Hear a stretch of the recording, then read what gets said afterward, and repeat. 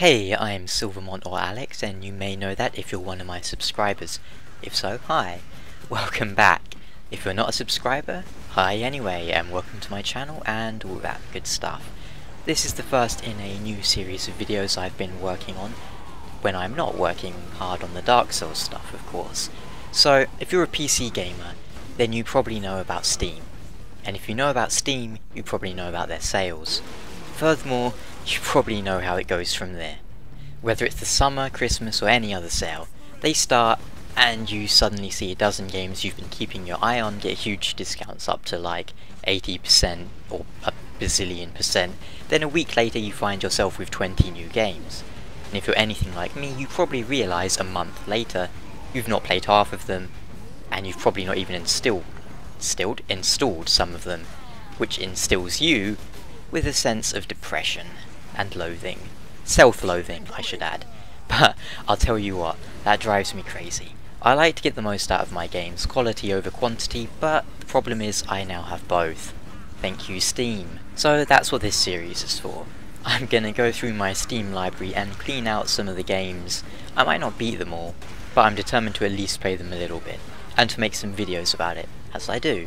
So these won't be full playthroughs, think of them as little tasters of each game.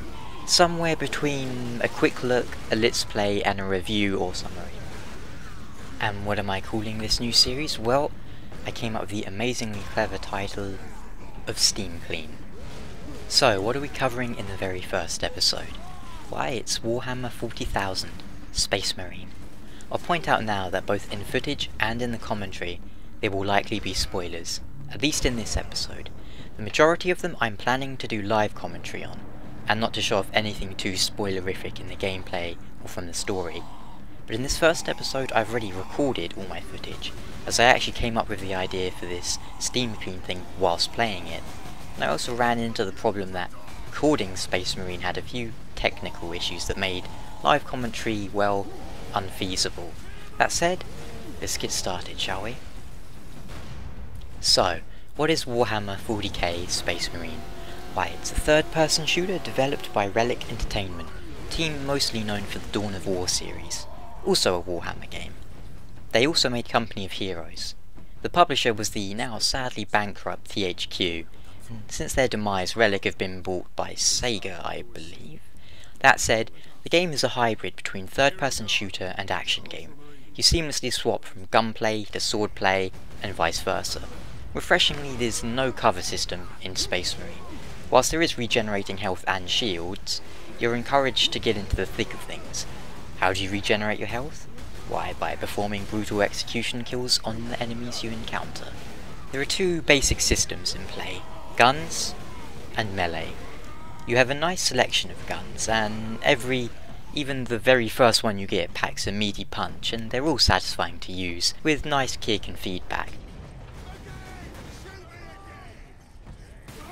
I do feel that perhaps there could have been a little more variety.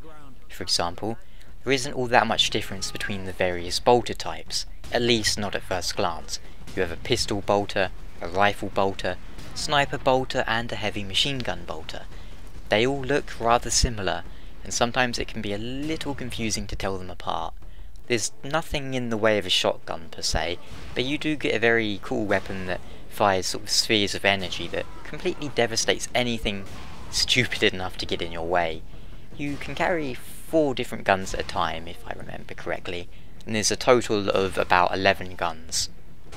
There's also melee weapons, a total of 4. Combat knife, chainsaw, power axe and the hammer. You can only carry one of these at a time, but they're all powerful and extremely useful. As I mentioned earlier, the only way to regenerate health in most situations is to stun an enemy, then execute them with your melee weapon, which will then recover some of your health. The combat knife is fast but not all that interesting and has a smaller moveset than the others. It's your basic starting weapon, but still effective, if that's your thing. Then you have the chainsword, which is also fast but has greater range and power and far more interesting executions. After all, it's basically a chainsaw sword.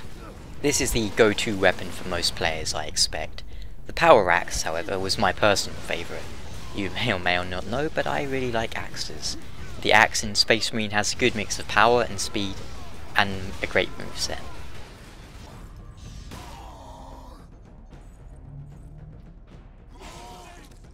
The final weapon, well, the final melee weapon is the hammer, the Warhammer, and as expected of a game called Warhammer, the hammer is the most powerful of the weapons.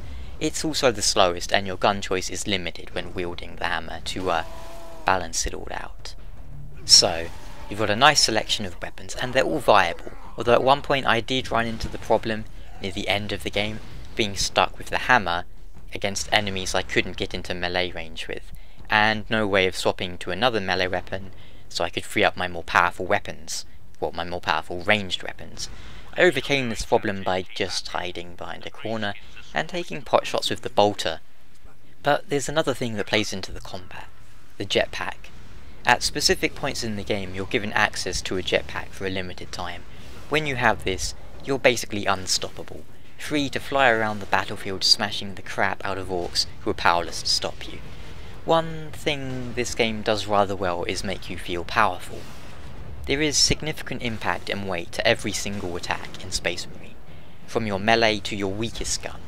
The enemy attacks, however, are rather weak and lacking in comparison, perhaps because Captain Titus is simply so powerful, he shrugs them off as nothing more than a nuisance. I was, however, rather disappointed with the lack of variety in the 6 to 8 or so hour campaign. There were a few turret sequences, but they didn't mix the game up all that much. I was glad they didn't throw in any mandatory stealth segments, and the enemy variety isn't amazing, but they throw new things at you frequently enough to prevent you from getting bored of smashing the same enemy over and over again. And about three-quarters of the way into the game, you get a whole brand new set of enemies to play with, which is always good. I was very disappointed with some of the bosses in the game, of which there are few, and none of them really stand out as memorable. The final boss, for example, was just waves of enemies and then one rather unimpressive QuickTime event. Compare, for example, Metal Gear Rising: Revengeance, a relatively recent game, which had great bosses, all of them memorable in my opinion. Likewise, I was rather surprised that they hyped up this huge sort of battle mech titan thing for most of the game, and then you never get to pilot it. That could have made for a really fun climax, stomping about in a huge robot and shooting down ships, with a single shot each. That segues nicely into the story of the game though. See, I know next to nothing about Warhammer, I must confess. When I was about 8, I had a few Warhammer 40k models that I painted. A few years later I tried the Fantasy Warhammer, but I never actually played the Warhammer tabletop sort of game, and I don't know much about the lore, quite frankly. I remember when they came out with the Tau, and I thought they sounded kinda cool, and I remember wasting hundreds of dollars worth of money on paint. But it wasn't really ever a hobby I got big into. As I understand, there is a ridiculous amount of lore and backstory to the series. For example, when I was making this, I went and looked on like a Warhammer wiki, just to read up about like the Space Marines, and they have like this huge article about the Horus Heresy or whatever, and it goes on, and that's like one event in the whole lore. Granted, it sounds like a very important event, but clearly the games have a lot of lore behind them. I feel like it has the same problem, however, as Warcraft, a franchise more or less spawned from Warhammer. There's so much going on that the plot will never really advance in a significant way. The races will all be stuck in a state of limbo forever. Now, there isn't anything inherently wrong with that, but I do like my stories to progress and have an ending. No matter how many battles are won in Warhammer, they're all ultimately pointless in the grand scheme of things, because the war will probably never end. I mean, will the orcs ever all band together and crush all the other races, or will the Emperor like die, or will the Chaos Marines do this or that? And you see, it's probably never gonna happen. I mean, maybe one day when people are no longer interested in Warhammer, they might go, well, we might as well wrap this up. But for now, it's the same thing as in Warcraft. People will have a chance to wipe out the Horde or the Alliance, and for some reason or another it doesn't happen, because they need both the Horde and the Alliance to continue to exist. That said, the story of the game is not its strongest point. The basic premise is that a forge world of humanity is under attack by a million orcs, and Captain Titus of the Ultramarines is sent as a vanguard to secure valuable assets and cripple the enemy before the reinforcements arrive. Fair enough. Alongside Titus are Sergeant Sidonus and another Ultramarine who seems to be a young one known as Leandros, I think. The characters are written well enough, but they have little personality and little character. Maybe that is the point, because Ultramarines are just, I don't know, designed to go around squishing people, but I do like that most of the characters in the games have English accents. Even the orcs, who sound, frankly, rather hilarious to me. Put those in the right place, and this whole fortress will come down. We could put the charge on one of the gun's shells. Leandros, you do the chapter proud. Now, spoilers about the story here, so you might want to stop watching or skip ahead at this point. See, the game's plot was so predictable that I genuinely was surprised for how predictable it was. Early on in the game, you meet a character who is so blatantly a bad guy that I found myself actually kind of annoyed at Titus for being so trusting. I mean, surely a captain of the Ultramarines would know how common it is for people to fall to chaos, etc. And as soon as they started talking about the warping crap, I found myself thinking, well, he blatantly wants to open a portal to let Chaos Marines in. Sure enough, this is exactly what happened. Only the character wasn't actually evil, he was just dead and possessed by chaos crap. But the secret weapon that Titus assumed was going to kill the orcs was actually used to open a portal, allowing Chaos Marines to come through. Predictable is very rarely a good thing, and all it made me feel was that Titus was a meathead, good for nothing more than stomping orcs and refusing to wear a helmet for some reason.